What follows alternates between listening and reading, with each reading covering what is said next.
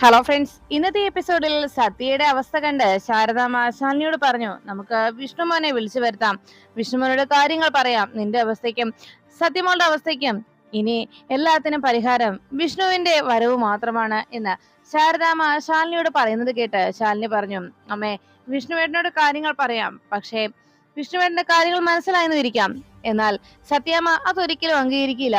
കാരണം സത്യാമ്മ അത് വിശ്വസിക്കാനും പോകുന്നില്ല.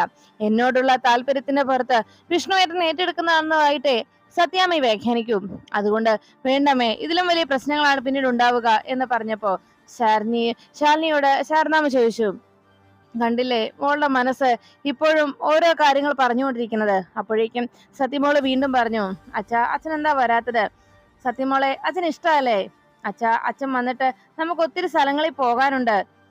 അങ്ങനെയെല്ലാം സത്യ പറയുന്നത് കേട്ട് ശാരദാമ്മ പറഞ്ഞു, കണ്ടില്ലേ, ആ പിഞ്ചു മനസ്സ് അച്ഛന്റെ കൂടെ എവിടേക്കോ പോകണമെന്നല്ല ആഗ്രഹിക്കുന്നുണ്ട്. ആ ആഗ്രഹം കണ്ടില്ലെന്ന് നമുക്ക് നടിക്കാനാവില്ല. അതുകൊണ്ട് മോളുടെ മനസ്സ് ഈ രീതിയിൽ മുന്നോട്ട് ചലിച്ചാൽ അത് കൂടുതൽ പ്രശ്നങ്ങൾ ഉണ്ടാക്കും മോളെ. എന്തായാലും വരുന്നത് വരട്ടെ എന്ന് വിചാരിച്ച് നമുക്ക് എല്ലാം തുറന്നു പറയാവടി എന്ന് ശാലിനിയോട് ശാരദാമ്മ പറയുമ്പോ ശാലിനി പറഞ്ഞു, അമ്മേ, എനിക്ക് ഒന്നും ചെയ്യാനാവില്ല അമ്മേ. എന്തായാലും വരുന്നത് അതുപോലെ അത് നേരിടുക എന്നല്ലാതെ മറ്റൊന്നും ചെയ്യാനാവില്ല. സത്യയുടെ ഈ അവസ്ഥയിൽ എല്ലാ സത്യങ്ങളും വിഷ്ണുവിനോട് പറഞ്ഞാൽ പിന്നെ പല ചോദ്യങ്ങൾ ഉണ്ടാകും. എവിടെ വെച്ച്, എപ്പോ, എന്ന് സത്യമോൾക്ക് ഞാൻ ജന്മം കൊടുത്തു എന്ന് അങ്ങനെയുള്ള ചോദ്യങ്ങൾക്ക് മറുപടി നൽകുമ്പോ പപ്പിമോളും അതേ ചോദ്യത്തിൽ നിന്ന് പെട്ടെന്ന് പപ്പിമോളുടെ ജന്മത്തെക്കുറിച്ചുമുള്ള പല ചോദ്യങ്ങളും ഉയരും. പപ്പിമോളെ കുറിച്ചുള്ള വിഷ്ണുവേട്ടന്റെ ചോദ്യങ്ങൾക്ക് ഞാൻ എന്തു മറുപടി നൽകും? എന്താ അമ്മേ ഞാൻ ചെയ്യുക? മറ്റൊരാളുടെ കുട്ടിയെ, സ്വന്തം കുഞ്ഞിനെ മറ്റൊരാളുടെ കുട്ടിയായി കാണേണ്ടിയും അങ്ങനെ സ്നേഹിക്കേണ്ടിയും വരുന്നതിന്റെ വേദന, അതിനെക്കുറിച്ചുള്ള വിഷ്ണുവേട്ടന്റെ പ്രതികരണവും അപ്പോഴത്തെ മറുപടിയും എന്തായിരിക്കും? അതൊന്നും എനിക്ക് ചിന്തിക്കാൻ കൂടി കഴിയുന്നതല്ലമ്മേ എന്ന് പറഞ്ഞ് ശാലിനി സങ്കടപ്പെടുമ്പോ ശാരദാമ്മയും ആകെ ധർമ്മസങ്കടത്തിലായി. എന്ത് ചെയ്യണമെന്നറിയാതെ ശാരദാമ്മ ആകെ വിഷമിച്ചിരിക്കുമ്പോ ശാലിനി പറഞ്ഞു, എന്തായാലും ഇനി വരുന്നത് പോലെ വരട്ടെ അമ്മേ. വിഷ്ണുവേട്ടന്റെ അത്തരം ചോദ്യങ്ങൾക്ക് ഞാൻ എന്തും മറുപടി നൽകും? എങ്ങനെയായിരിക്കും വിഷ്ണുവേട്ടൻ പ്രതികരിക്കുക? എനിക്ക് ഒന്നും അറിയില്ലമ്മേ. എല്ലാത്തിനും ഇതെല്ലാം അനുഭവിക്കാൻ ആകെ ഈ ഒരു ജന്മം മാത്രമേ ഉള്ളൂ എനിക്ക് എന്ന് ശാലിനി പൊട്ടിക്കരയുന്നത് കണ്ട് ശാരദാമ്മ പറഞ്ഞു, മോളെ, ജീവിതം എന്ന് പറയുന്നത് ഒരു പളുങ്ക് പാത്രം പോലെ തന്നെയാ. പുറത്തു നിന്ന് കാണുന്നവൻ അതിന്റെ ഭംഗി ആസ്വദിക്കും. നല്ല മനോഹരമായ ആ പാത്രമെന്ന് പലരും ചിന്തിക്കുകയും ചെയ്യും. എന്നാൽ അതിനുള്ളിലേക്ക് കടന്നു കഴിഞ്ഞാൽ, ഒന്ന് കൈവിട്ടു പോയാൽ ആ പളുങ്ക് പാത്രം നിലത്ത് വീണ് ഉടഞ്ഞു പോകും. പിന്നെ എത്ര ശ്രമിച്ചാലും അതൊരിക്കലും കൂട്ടിച്ചേർക്കാനാവില്ല മോളെ എന്ന് ശാരദാമ്മ ശാലിനിയോട് പറയുന്നത് കേട്ട് ശാലിനി പറഞ്ഞു, അമ്മേ, ഞാനിപ്പോൾ ആലോചിക്കുന്നത് ആർക്കും ഒരു പ്രശ്നവും ഉണ്ടാകാത്ത രീതിയിൽ ഈ പ്രശ്നത്തെ എങ്ങനെ പരിഹരിക്കാൻ കഴിയുമെന്നാണ്. അങ്ങനെ ഒരു പോംവഴി ഉടനെ കണ്ടെത്തിയേ തീരൂ. അതിനുവേണ്ടിയാണ് ഞാൻ ശ്രമിക്കുന്നത് എന്ന് പറഞ്ഞ് ശാലിനി അവിടെ നിന്ന് പോകുന്നു.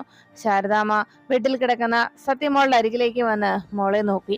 അപ്പോഴാണ് പപ്പിമോള് റൂമിലിരുന്ന് ആകെ വിഷമത്തോടെ സത്യയുടെ കാര്യം ആലോചിച്ച് സങ്കടപ്പെട്ടിരിക്കുന്നത്. ഉടൻ തന്നെ സത്യയുടെ കാര്യങ്ങൾ ആലോചിച്ചിരുന്ന പപ്പിമോളുടെ അരികിലേക്ക് ശ്യാമ പാലുമായി എത്തി. മോളെ പപ്പി എന്ന് വിളിച്ച് റൂമിലേക്ക് എത്തിയതും പപ്പിമോളെ കണ്ട ഉടനെ ശ്യാമ വേഗം തന്റെ കയ്യിലിരുന്ന ആ പാല് സത്യയുടെ പപ്പിയുടെ കയ്യിലേക്ക് ഏൽപ്പിച്ചു.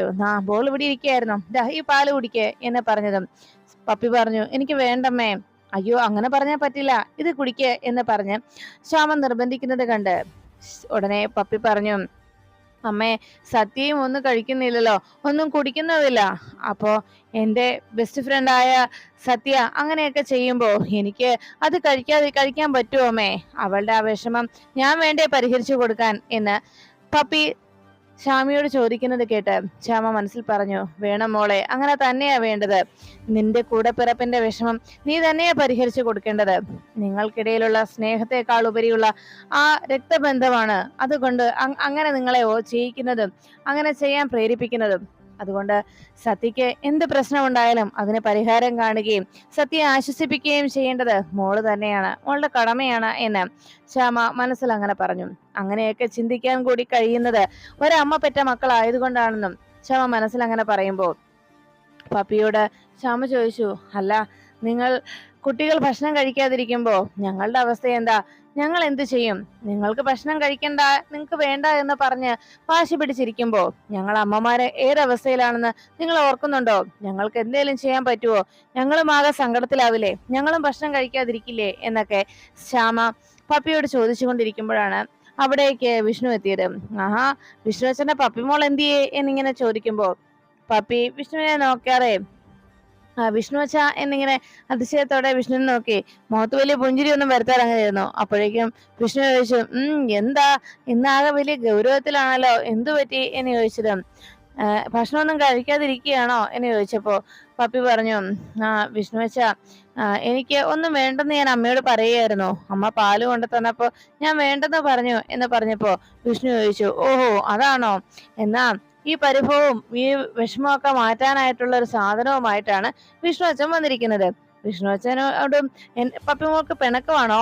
എന്നാ എല്ലാം ദാ ഇപ്പൊ പരിഹരിച്ചു തരാം എന്ന് പറഞ്ഞ് ദാ ഇത് നോക്കിക്കേ എന്ന് പറഞ്ഞ് തന്റെ കയ്യിലിരുന്ന ആ പുതിയ ഫോൺ പപ്പിമോളെ കാണിക്കുന്നു. അതെ, ഇത് സ്കൂളിലെ ഓൺലൈൻ ക്ലാസ്സിന് വേണ്ടിയുള്ളതാ കേട്ടോ. ഈ ഫോൺ ഞാൻ വാങ്ങിച്ചു തന്നത് അല്ലാതെ ഗെയിം കളിച്ചുകൊണ്ടിരിക്കാനൊന്നും അല്ല. അങ്ങനെ വന്നാലുണ്ടല്ലോ ഞാനേ ഈ ഫോൺ ഇങ്ങനെ തിരിച്ചു വാങ്ങിക്കും, മനസ്സിലായോ എന്ന് ചോദിച്ചത്. ഉടനെ പപ്പി പറഞ്ഞു, മനസ്സിലായി വിഷ്ണു ചോദിച്ചാ, താങ്ക്സ് ചക്കരി ഉമ്മ എന്ന് പറഞ്ഞ് പപ്പി വിഷ്ണുവിന് ഒരു ഉമ്മ കൊടുത്തിട്ട് ഫോൺ എടുത്തുകൊണ്ട് അവിടെ നിന്ന് പോകുന്നു. ഞാൻ ഈ ഫോണിനകത്തൊക്കെയുള്ള സെറ്റിങ്സ് ഒക്കെ ഒന്ന് നോക്കട്ടെ, എല്ലാം ഒന്ന് നോക്കട്ടെ എന്ന് പറഞ്ഞ് പപ്പി ഓടി പോകുമ്പോഴേക്കും ശ്യാമ പറഞ്ഞു, മോളെ ഈ പാല് അത് ഞാൻ വന്നിട്ട് കുടിച്ചോളാം എന്ന് പറഞ്ഞ് പപ്പി ഓടിപ്പോയി. ഇത് കണ്ടതോടെ വിഷ്ണു പറഞ്ഞു, എന്തൊരു സന്തോഷത്തിലാ പാവ ഓടിപ്പോകുന്നത് എന്ന് പറഞ്ഞപ്പോ ശ്യാമ പറഞ്ഞു, അവള് ഇപ്പോഴെങ്കിലും ഒന്ന് ചിരിച്ചല്ലോ, ഇന്നത്തെ ദിവസം മുഴുവൻ ആകെ വിഷമത്തിലായിരുന്നു എന്ന് പറഞ്ഞു ശ്യാമ സത്യയുടെയും പപ്പിയുടെയും വിഷമത്തെ കുറിച്ച് രണ്ടുപേരെ സങ്കടത്തെ കുറിച്ച് വിഷ്ണുവിനോട് പറഞ്ഞു. മോൾക്ക് വിഷമോ? എന്താ ശ്യാമേ എന്ന് വിഷ്ണു ചോദിച്ചപ്പോ ശ്യാമ പറഞ്ഞു, പപ്പിയുടെ അച്ഛനെ കാണണമെന്നുള്ള സത്യമോളുടെ അച്ഛനെ കാണണമെന്നുള്ള ആഗ്രഹം ഏറി വരികയാണ്. അതിപ്പോ വലിയൊരു വാശിയായി മാറി. അതുകൊണ്ട് ഭക്ഷണം പോലും കഴിക്കുന്നുണ്ടായിരുന്നില്ല. ഇന്ന് ഹോസ്പിറ്റലിൽ അഡ്മിറ്റ് ആവുകയും ചെയ്തു. പിന്നെ വീട്ടിലേക്ക് പോകുന്നെന്നാണ് പറഞ്ഞത്. ഇങ്ങനൊരു അവസ്ഥയിൽ പപ്പിമോളുടെ മനസ്സും സത്യയെക്കുറിച്ച് ഓർത്ത് ആകെ വിഷമത്തിലാണ് എന്ന് പറഞ്ഞപ്പോ വിഷ്ണു പറഞ്ഞു, ഇതിങ്ങനെ വിട്ടാ പറ്റില്ലല്ലോ, എന്തായാലും ഇതിനുടനെ ഒരു പരിഹാരം കണ്ടെത്തിയേ തീരൂ. ഞാൻ എന്തായാലും സത്യയെ ഒന്ന് പോയി കാണട്ടെ എന്ന് പറഞ്ഞു. ഉടനെ ശ്യാമ വിഷ്ണുവേട്ട എന്ന് വിളിച്ചതും, അതേ ശ്യാമേ, ഞാനേ വീടെങ്കിൽ വീട് അല്ലെങ്കിൽ ഹോസ്പിറ്റലെങ്കിൽ ഹോസ്പിറ്റലിൽ എവിടെയാണെങ്കിലും പോയി ഞാൻ ഇന്ന് സത്യയെ കാണും എന്ന് പറഞ്ഞ് വിഷ്ണു ബൈക്ക് എടുത്ത് പോകാനായി താഴേക്ക് ഇറങ്ങി പോകുന്നത് കണ്ട് ശ്യാമ മനസ്സിൽ ചിന്തിച്ചു, എന്തായാലും വിഷ്ണുവേട്ടന്റെ സാന്നിധ്യം മാത്രമേ ഇപ്പോഴത്തെ സാഹചര്യത്തിൽ സത്യമോളുടെ മനസ്സിനെ ശാന്തമാക്കാൻ കഴിയൂ. വിഷ്ണുവേട്ടൻ പോയിട്ട് വാ എന്ന് ശ്യാമ മനസ്സിലങ്ങനെ പറയുമ്പോൾ വിഷ്ണു വേഗം പുറത്തേക്ക് ഇറങ്ങി തന്റെ ബുള്ളറ്റ് സ്റ്റാർട്ട് ചെയ്യുന്നത് കണ്ട് പുറത്ത് ഫോണിൽ നോക്കിക്കൊണ്ടിരുന്ന പപ്പിമോള് വിളിച്ചു ചോദിച്ചു, വിഷ്ണു അച്ഛാ എവിടെ പോവാ? ഇപ്പൊ വരാൻ മോളെ എന്ന് പറഞ്ഞ് വിഷ്ണു വേഗം തന്റെ ബൈക്കുമായി അവിടെ നിന്ന് പോയി. അപ്പോഴേക്കും അവിടെ വരാന്തയിലിരുന്ന പപ്പി ആലോചിച്ചു, കഴിഞ്ഞ ദിവസം വിഷ്ണു അച്ഛൻ തനിക്ക് പറഞ്ഞു തന്ന കാര്യം, മൊബൈൽ ഫോൺ ഓരോരുത്തരുടെയും ശബ്ദം മാറ്റി വിളിച്ച് സംസാരിക്കാമെന്നും മറ്റുള്ളവർ നമ്മുടെ ശബ്ദം കേൾക്കുന്നത് നമ്മൾ ആരുടെ ശബ്ദമാക്കി എടുക്കാനാണോ ശ്രമിക്കുന്നത് അയാളുടെ ശബ്ദത്തിലായിരിക്കും മറ്റുള്ളവർ കേൾക്കുന്നത് എന്ന് വിഷ്ണു അച്ഛൻ പറഞ്ഞു കൊടുത്തത് വേഗം തന്നെ പപ്പി ഓർമ്മിച്ചു. ഇനി ഇതിൽ നിന്ന് വിഷ്ണു അച്ഛന്റെ ശബ്ദം കണ്ടുപിടിക്കാം എന്ന് പറഞ്ഞ് വേഗം തന്നെ വിഷ്ണു അച്ഛന്റെ ശബ്ദം തന്റെ ഫോണിൽ റെഡിയാക്കാനായി പപ്പിമോളെ ശ്രമിക്കുന്നു. ഉടനെ അത് റെഡി ആയതോടെ പപ്പിമോൾ പറഞ്ഞു, ഇപ്പൊ ശരിയായല്ലോ. അപ്പോ സത്യക്ക് ഏറ്റവും ഇഷ്ടപ്പെട്ട ബിഗ് ഫ്രണ്ടിന്റെ ശബ്ദത്തിൽ തന്നെ ഇനി സത്യയോട് സംസാരിക്കാം, അതാ നല്ലത്.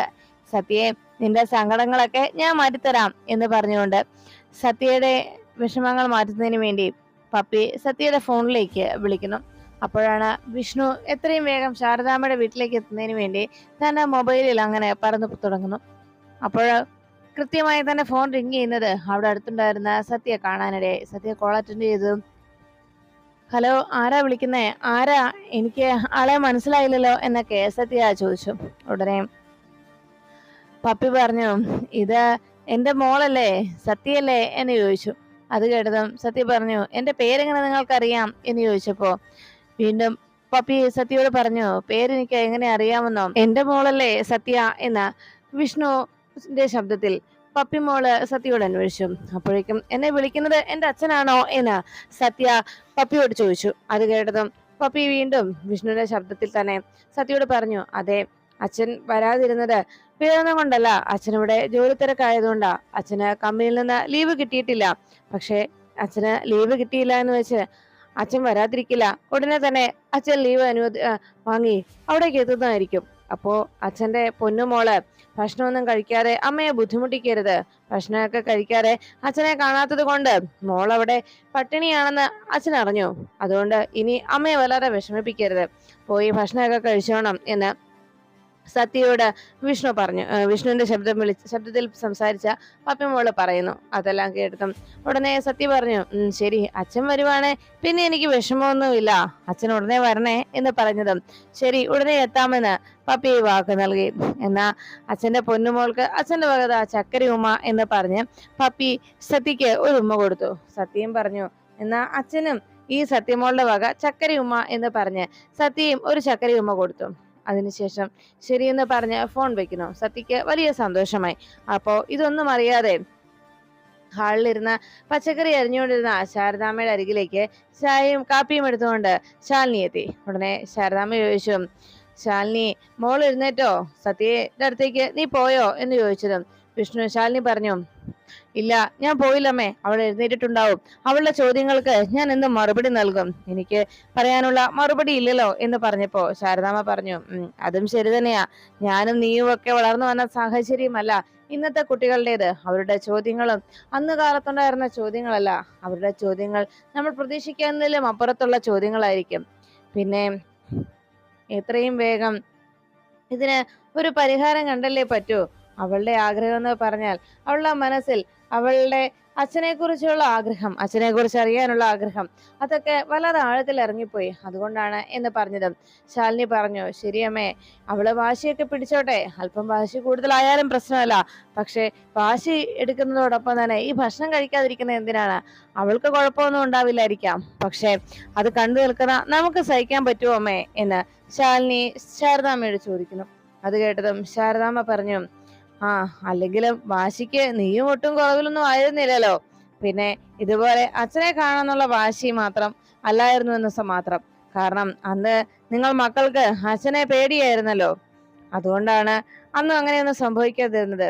അല്ലെങ്കിലും ഗോപാലേട്ടന് അന്നും ഇന്നും എന്നും സ്വന്തം കാര്യം മാത്രമേ ഉള്ളൂ. ഇപ്പൊ തന്നെ കണ്ടില്ലേ, എങ്ങോട്ടാണെന്ന് യാതൊരു അറിവുമില്ല. എവിടേക്കോ പോയിരിക്കുന്നു. അങ്ങനെ ഓടിത്തളർന്ന് ആകെ മടുത്തു കഴിയുമ്പോ, അവശനായി കഴിയുമ്പോ തിരികെ ഇങ്ങെത്തും. അതാണ് ഇപ്പോഴത്തെ പതിവ്.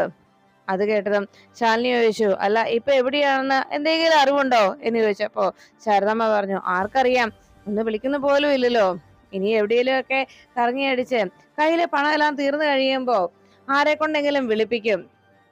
ഉടനെ ശാലിനി പറഞ്ഞു, എന്തായാലും ഉടനെ എത്തുമല്ലോ എന്നുള്ള രീതിയിലാണെന്നതും ശാരദാമ്മ പറഞ്ഞു, അന്നും ഇന്നുമെല്ലാം അങ്ങനെയാണ് ഗോപാലേട്ടന്റെ പ്രകൃതം.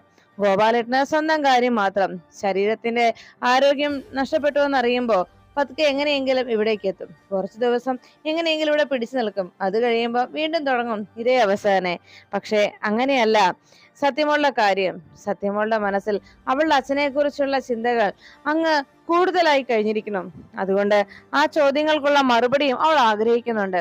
അച്ഛനെ കുറിച്ച് അറിയാനും അച്ഛന്റെ കൂടെ ചെലവഴിക്കാനുമായിട്ടുള്ള സമയങ്ങൾക്കായി അവൾ കാത്തിരിക്കുകയാണ്. ഇനിയും കുഞ്ഞിനെ ഇങ്ങനെ വിട്ടാൽ അത് കൂടുതൽ അപകടമായിരിക്കും മോളെ എന്ന് പറഞ്ഞപ്പോ സത്യവേഗം അമ്മയെന്ന് വിളിച്ചുകൊണ്ട് അവിടേക്ക് ഓടിയെത്തി. അമ്മേ, എനിക്ക് ഭക്ഷണം എടുത്താ. എന്താ ഭക്ഷണം ഉള്ളത്? എനിക്ക് വല്ലാതെ വിശക്കുന്നു എന്ന് പറഞ്ഞപ്പോ ശാരദാമ്മയും ശാലിനിയും ആകെ ഞെട്ടലോടെ നോക്കി.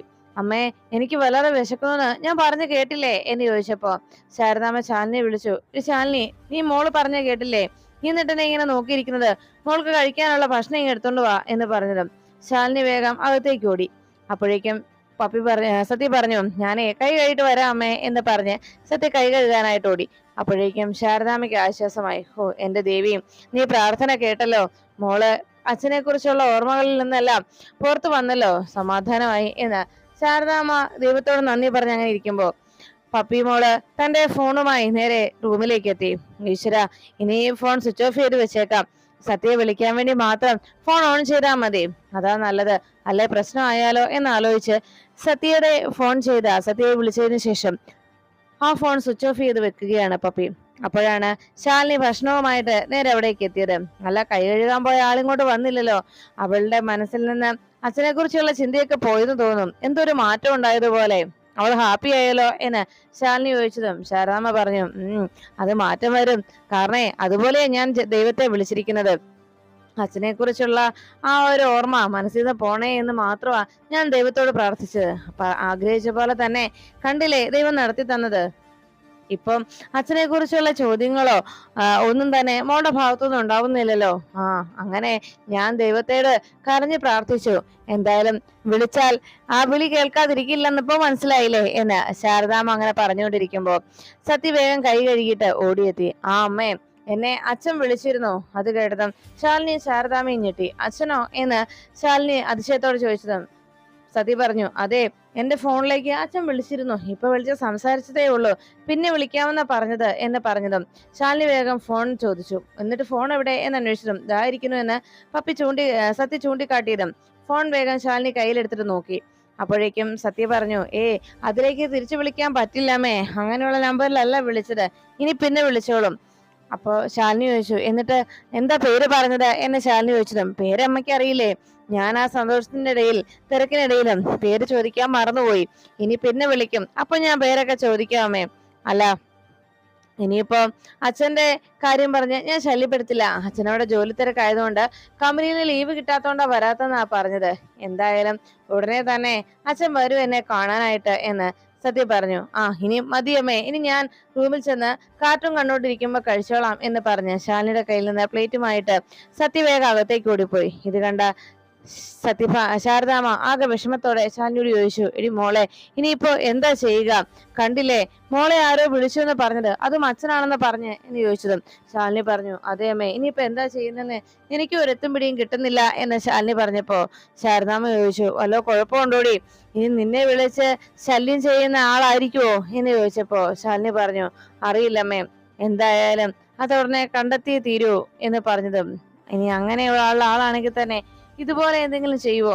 എന്തായാലും ഉടനെ കണ്ടെത്തണം എന്ന് പറഞ്ഞ് ശാലിനി അവിടെ നിന്ന് എഴുന്നേറ്റ് പോകുമ്പോ ശാരദാമ്മ ആകെ ടെൻഷനിലായി. ദേവി, വീണ്ടും നീ ഓരോരോ പ്രശ്നങ്ങളിലേക്ക് ചെന്ന് എത്തിക്കുകയാണോ? ഈ പ്രശ്നങ്ങൾ അവസാനിച്ച് ഒരു നിമിഷം പോലും എന്റെ ജീവിതത്തിൽ ഉണ്ടാവില്ലേ ദേവി? ഇങ്ങനെയും പരീക്ഷണങ്ങൾ നീ തുടരുകയാണോ എന്ന് സങ്കടത്തോടെ ദേവിയോട് പരാതിപ്പെട്ടുകൊണ്ട് ശാരദാമ്മ ഇരിക്കുമ്പോ വിഷ്ണു ശാരദാമ്മയുടെ വീട്ടിലേക്ക് എത്താനുള്ള ശ്രമത്തിനിടയിൽ വേഗം ബൈക്ക് ഓടിച്ച് വഴിയിലൂടെ അങ്ങനെ വരുമ്പോ വഴിയിൽ നിൽക്കുന്ന സുസ്മിത തന്റെ സുഹൃത്തിനെ കാണാനായി അയാളോട് സംസാരിക്കുകയും ഞാൻ ഇവിടെ വെയിറ്റ് ചെയ്യുന്നുണ്ട്, വേഗം വാ എന്ന് സുസ്മിത പറഞ്ഞ് ഫോൺ വെച്ച് കഴിയുമ്പോഴാണ് വിഷ്ണു വേഗം ചീറിപ്പാഞ്ഞു പോകുന്ന കാഴ്ച കണ്ടത്. ഇവന്റെ എങ്ങോട്ടാ? വായുഗുളിക വാങ്ങിക്കാനായിട്ട്? അല്ല, ഇനി വായുഗുളിക വാങ്ങിക്കാൻ സത്യഭാമയ്ക്ക് വായുഗുളിക വാങ്ങിക്കാൻ പോകുന്നതാണോ? അങ്ങനെ വരാൻ വഴിയില്ല.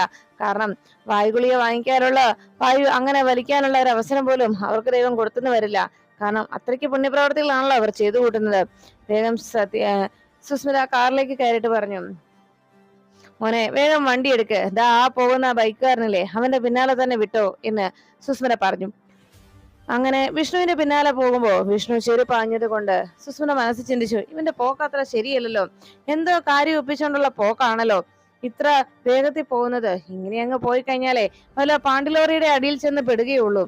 ദൈവമേ, ഒരു പാണ്ടിലോറിയുടെയും അടിയിൽ ചെന്ന് പെടുത്തി എന്റെ കാറിന് മുന്നിലേക്ക് ഇട്ടേക്കല്ലേ, ചുമന്നുകൊണ്ട് പോകാൻ എനിക്ക് വയ്യ, അതുകൊണ്ടാ പൊല്ലാപ്പ് പിടിക്കാൻ വയ്യ എന്ന് സുസ്മിത മനസ്സിൽ പറഞ്ഞുകൊണ്ട് അങ്ങനെ പോകുമ്പോ ഡ്രൈവർ പറഞ്ഞു, അതെ മേഡം, ആളെന്തോ കുഴപ്പം ഒപ്പിച്ചിട്ടുള്ള പോക്കാണെന്നാ തോന്നുന്നത് എന്ന് പറഞ്ഞത് സുസ്മിത പറഞ്ഞു, അതെ, കുഴപ്പമൊപ്പിക്കും. കാരണം അതാണല്ലോ പ്രവൃത്തി സ്വഭാവം, എന്നും അത് തന്നെയാണല്ലോ. പിന്നെ ഇപ്പൊ കുറച്ചു നാളായിട്ട് അമ്മ പിടിച്ചു വെച്ചിരിക്കുകയാണ്, അതിന്റെ ഒരു പ്രശ്നമുണ്ട്.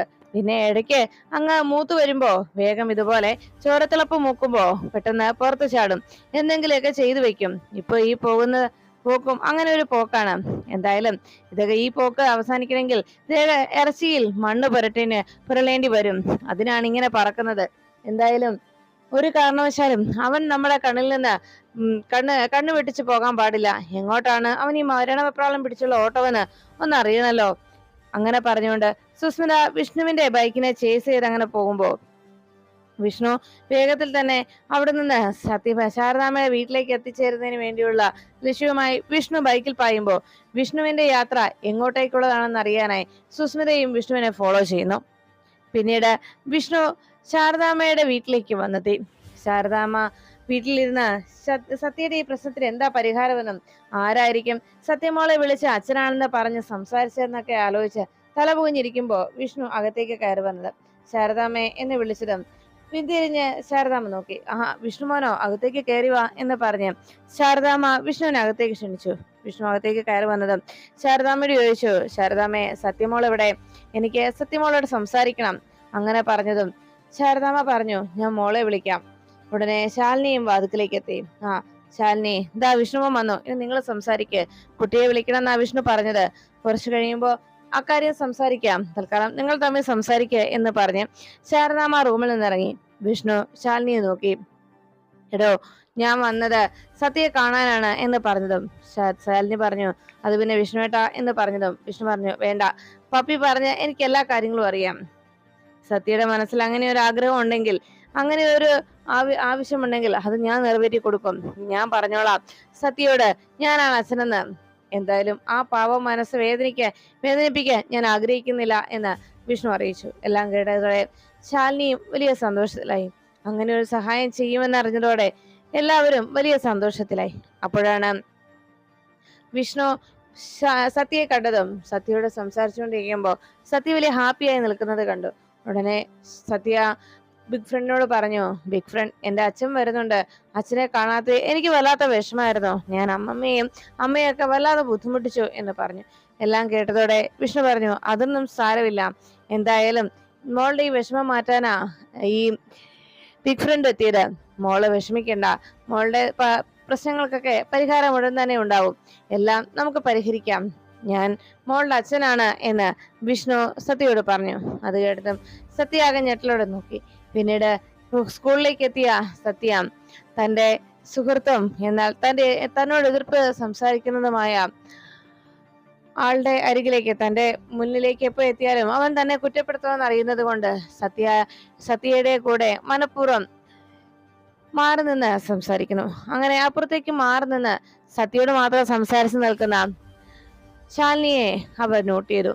അങ്ങനെ അകത്തേക്ക് കയറിപ്പോയ ശാലിനിയെ നോക്കി വിഷ്ണു പറഞ്ഞു, എന്തായാലും സത്യമോളുടെ സങ്കടത്തിനുള്ള പരിഹാരം ഞാൻ കണ്ടെത്തിക്കൊള്ളാം. സത്യയോട് വിഷ്ണു വിശേഷങ്ങളൊക്കെ ചോദിക്കുന്നതിനിടയിൽ വിഷ്ണു പറഞ്ഞു, മോൾ എന്തിനാ അമ്മയോട് വാശി പിടിച്ചത്?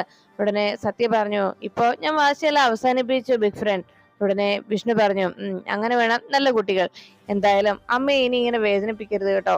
പിന്നെ മോളുടെ അച്ഛനെയല്ലേ കാണേണ്ടത്. അച്ഛൻ വന്നു.